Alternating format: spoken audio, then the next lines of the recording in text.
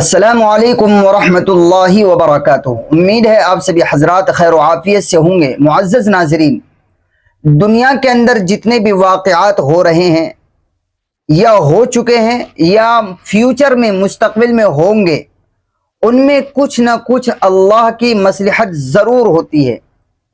جتنی بھی ایکٹیویٹیز دنیا کے اندر کی جا رہی ہیں، جتنی بھی باتیں ہو رہی ہیں، جتنے بھی واقعات جنم لے رہے ہیں، تمام کے اندر ضرور بھی ضرور یقینی طور پر کچھ نہ کچھ اللہ کی مصلحت ضرور ہوتی ہے۔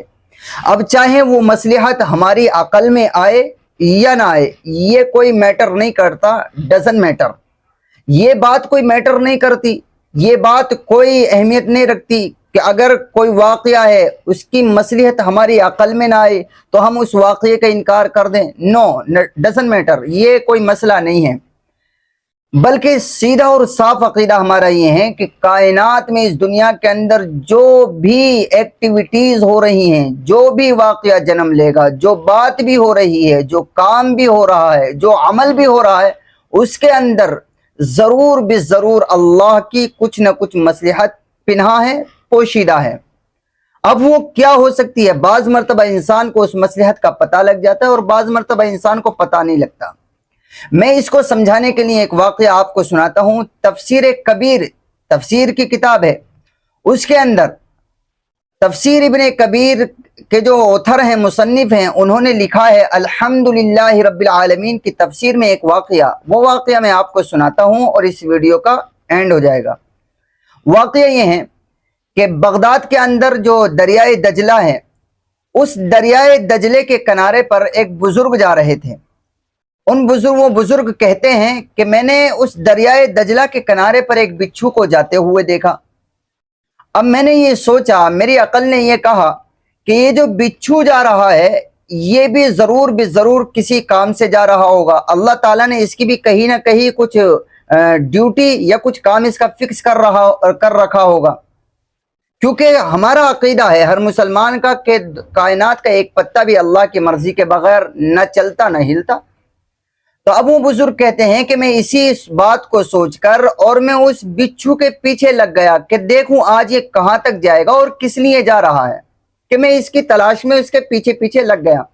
کہتے ہیں کہ میں اس بچھو کے پیچھے چلتا رہا کہ ایک جگہ اس نے موڑا، اپنے آپ کو موڑا اور دریائے دجلہ کے کنارے پر کھڑا ہو گیا۔ جیسے ہی دریائے دجلہ کے کنارے پر وہ بچھو کھڑا ہوا، رکا، تو پیچھے سے دور سے ایک کچھوا تیرتا ہوا آ رہا تھا۔ وہ کچھوا جیسے ہی اس بچھو کے پاس آیا اور آ کر رک گیا، اس بچھو نے چھلانگ لگائی اور کچھوے کے اوپر جو ہے سوار ہو گیا۔ اس کے بعد وہ کچھوا جو ہے تیرتا ہوا آگے چلا گیا۔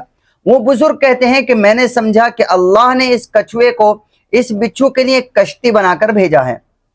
لہٰذا وہ بزرگ کہتے ہیں کہ مجھے تو اس بات کی خواہش تھی، مجھے تو دیکھنا تھا یہ بچھو جاتا کہاں ہے، اللہ نے اسے کہاں فکس کر رکھا ہے، کہاں بھیج رکھا ہے، یہ کہاں جائے گا اور کس لیے جائے گا۔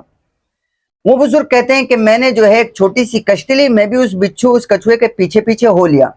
کہا چلتے رہے، دریائے دجلہ میں چلتے رہے۔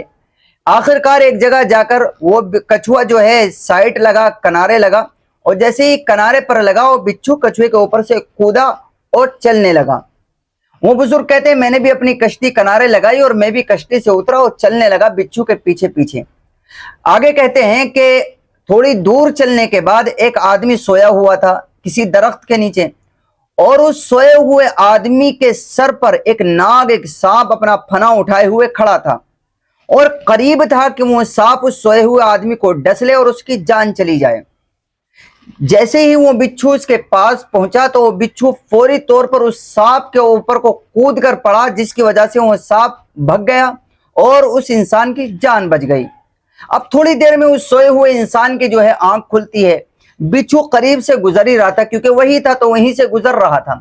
اب اس انسان نے جب دیکھا کہ بچھو، تو اس نے پتھر اٹھایا بچھو کو مارنے کے لیے۔ وہ بزرگ کہتے ہیں کہ میں نے اسے روکا کہ خبردار، آپ نے اگر اس بچھو کو کچھ تکلیف پہنچائی، کیونکہ یہ آپ کا دشمن نہیں، آپ کا محسن ہے، اور اللہ نے اسے آپ کا محسن بنا کر بھیجا ہے۔ اگر آج یہ بچھو نہ ہوتا تو آپ کی زندگی کا اینڈ ہو گیا ہوتا، آپ دنیا میں صحیح سالم نہ ہوتے، اینڈ ہو گیا ہوتا۔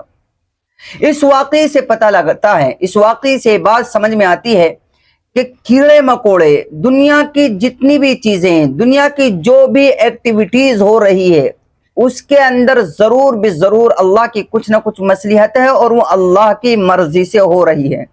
ایک بچھو جیسی چیز کون اندازہ لگا سکتا ہے، کس کے دماغ اور عقل میں یہ بات ہو سکتی ہے یا آ سکتی ہے کہ یہ بچھو کیوں جا رہا ہے، کچھوے کے اوپر کیوں سوار ہوا ہے، اس نے دریائے دجلہ کو کیوں کروس کیا ہے، دوسری سائیڈ جو ہے کیوں پہنچا ہے؟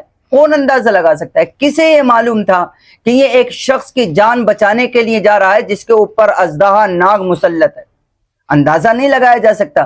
اس لیے ہر مسلمان کا یہ عقیدہ ہے اور پختہ عقیدہ کر لینا چاہیے۔ اس عقیدے کے بغیر مسلمان نہیں رہ سکتا۔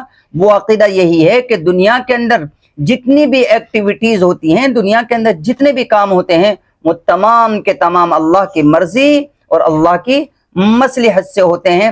ہر کام کے اندر ضرور بھی ضرور کچھ نہ کچھ اللہ کی مصلحت ہوتی ہے، چاہے وہ مصلحت ہماری اس ناقص اور محدود عقل کے اندر آئے یا نہ آئے۔ واللہ اعلم بالصواب۔